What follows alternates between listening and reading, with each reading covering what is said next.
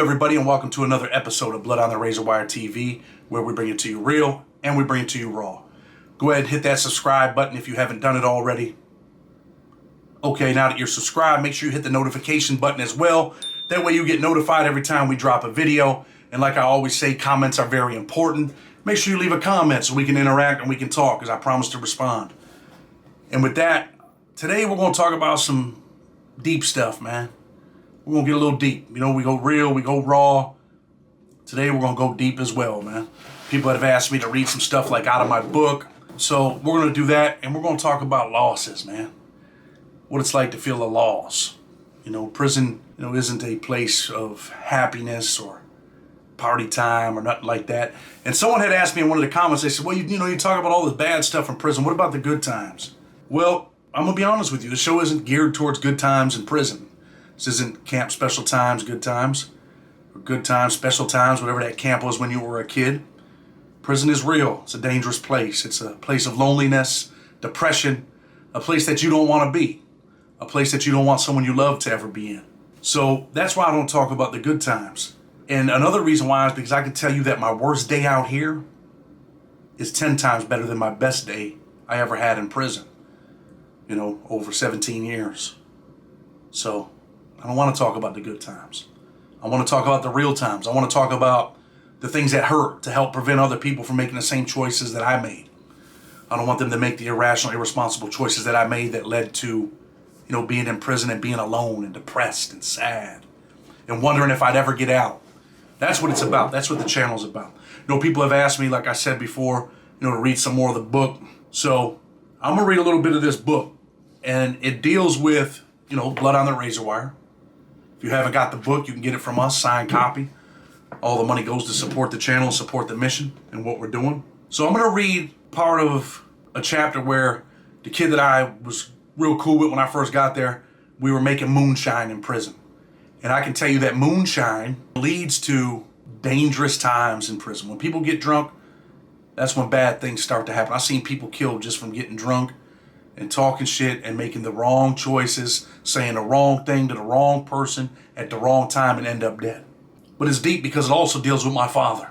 So that's where we're going to start at. After 2 hours of talking and sweating like crazy, the process is finished. Both of us are still alive. Red takes a small plastic cup and dips it into the moonshine-filled bag. He takes a spoon and puts it on his locker. A little bit of alcohol is put on the spoon, and he lights it on fire. Blue flames dance a tango before our eyes for a minute or two. Red motions me for a high five. Do you know what that means, Chad? Nah, I respond. It means that shit is gas. These motherfuckers are going to pay top dollar for my liquor, Red says, excitement in his voice. Alcohol quality is tested by lighting it on fire. The bluer the flame, the longer the dance, the better quality. I can only imagine what this stuff will do to a person's insides, but that seems to be the least of people's worries around here.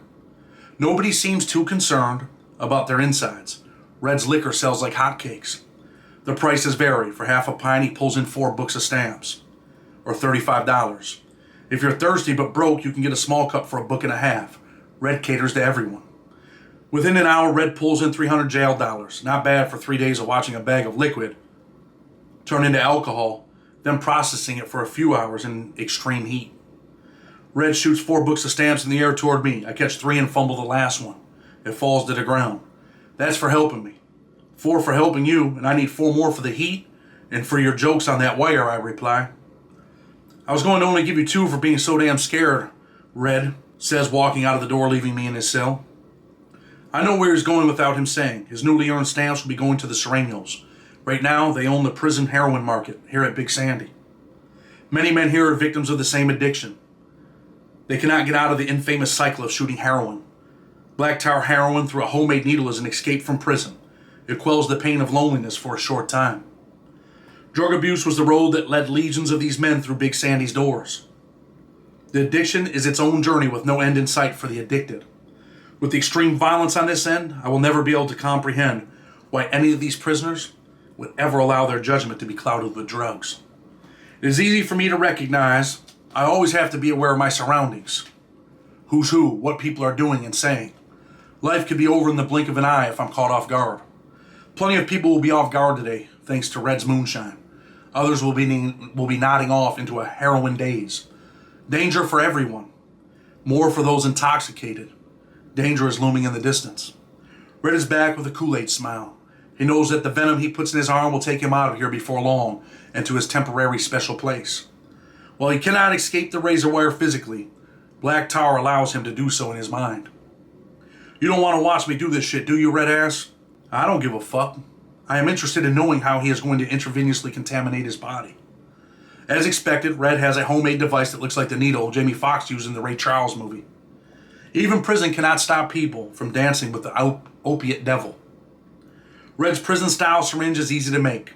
It's cobbled from needles stolen from the medical department, smuggled in from cops, visitors, or through the mail.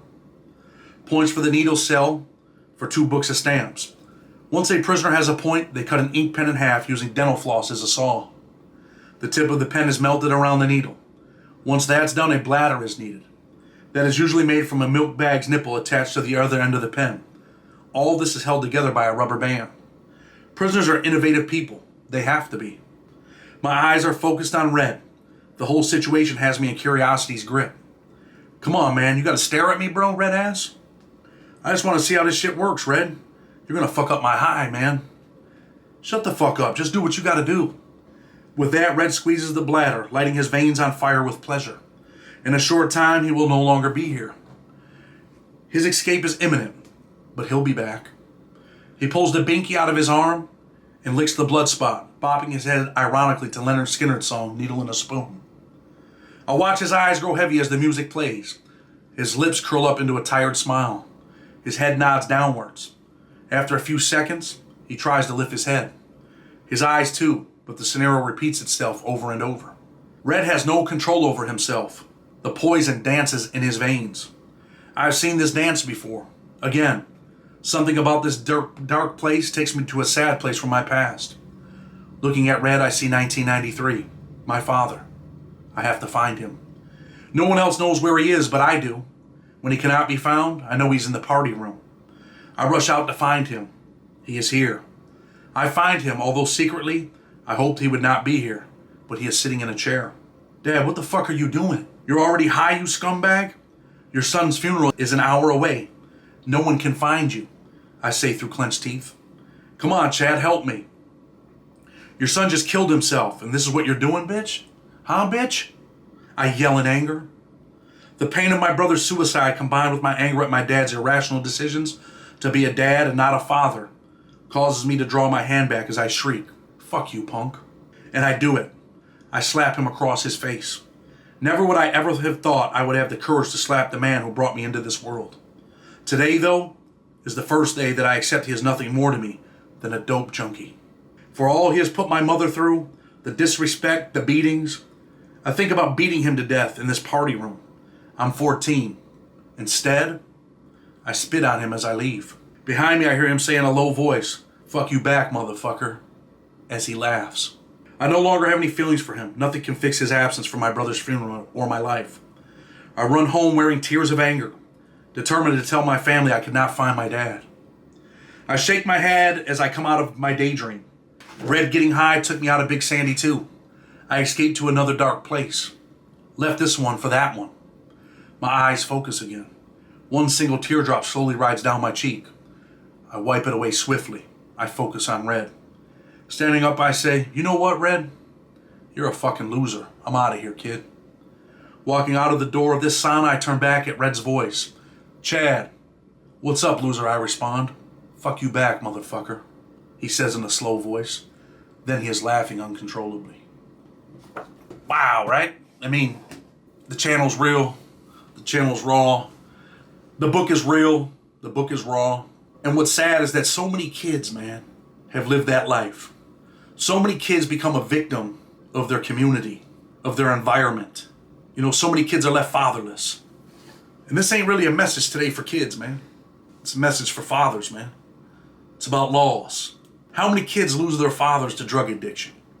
How many kids lose their fathers to prison because we want to make the wrong choices, man? Because our priorities are not our kids. Today's the day, man. Today's the day to wake up. You don't want your son to look at his father and be ashamed that his father's a junkie I used to want to throw the football with my dad, man. And he'd be nodding out. Or I'd want him to take me to a baseball game, and he'd be nodding out. And that's one of the major problems, man. We had a 16-year-old kid killed in my neighborhood, man, last night. 16-year-old kid shot, dead. No longer here. Had another young man shot, just a couple blocks away. I mean, this is real, man. This is raw. Not only do your decisions lead to prison, but they also lead to heartache, man. And they're part of heartache for your own kids. And then they become a vicious cycle of poverty, the vicious cycle of prison. I mean, can you agree? You know, and as I talk about my father, I want people to know this. You know, there's people in my family that say he died another way, but deep in my heart, man, I believe he died of an overdose. I don't believe he died of ammonia or any of that stuff. My father had me when he was 22 years old, and he never was really a father, man. And he died when I was 22. And he died while I was in prison on a visit with my mother. The chaplain came and told me right when my mother was leaving to go home from the visit that they had to talk to me. Visit was over. Took me in the chaplain's office and said, "I'm sorry to tell you, but we just got word that your father died." Man, what kid really wants to hear that? And I was in prison, man, at 22. Yeah, the Fed bid wasn't my first one. I went to the state for 2 to 6 for assault in the 2nd degree. Didn't learn a lesson, man. It took me going to prison for 18 years to learn, to actually appreciate freedom. I don't want to see you go down that road, man. I don't want to see your son in that vicious cycle or your daughter. And that's why I'm challenging you again to step up, be a real father, be a real leader. Today is the day, man. Today could be the day, the start of your new life. And that's what's up. Yeah, we can talk about all the violence in prison. That shit's real. Got interviews coming up this week. But today's about you. It's not about me. It's not about the mothers. Well, you know what? It is about the mothers. It's about the single mothers because the father is gone. The father's gone to drug addiction. The father is gone to prison. The father is gone to the grave. So it's the mothers that got to raise these boys, man. Yeah. And then them boys become young men. And then they go off to prison because they made irrational, irresponsible choices. Because they didn't have a leader, man. That male figure. They didn't have that leader to show them the right way, to show them what to do. To show them how important it was to make the right decisions because these are what the consequences are. Just giving it to you real, man. Who do you want to be? What do you want to be? You want to spend your life behind bars, hearing doors slam behind you? I don't think so, man. You know, my father left when I was 3.5, I think. Shot at me with a shotgun. Me and my mother had to throw me into the pricker bushes. We had to escape, man. My father was, you know, drug addicted, getting drunk, crazy as hell. And I didn't meet him until later on in life. I believe I was in 5th grade. So from 3 to 10 or 11, I didn't know my father. And then I met him.